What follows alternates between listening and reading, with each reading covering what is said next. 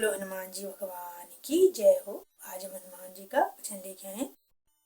अंजनी के लाल थोड़ा ध्यान दीजिए, बेजान दीन दास का कल्याण कीजिए। सभी भक्तजनों को प्रणाम। और भजन अच्छा लगे तो लाइक सब्सक्राइब करना। माँ अंजनी का लाल थोड़ा ध्यान दीजिए, माँ अंजनी का लाल थोड़ा ध्यान दीजिए, बेजान दीन दास का कल्याण कीजिए, बेजान दीन दास का कल्याण कीजिए।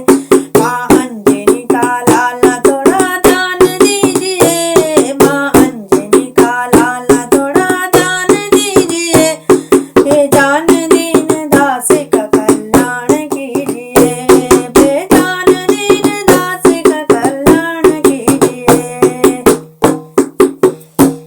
रहते हैं सदा आप राम नाम में मगन, रहते हैं सदा आप राम नाम में मगन। कैसे लगी है आपको श्री राम की लगन, कैसी लगी है आपको श्री राम की लगन। को भाव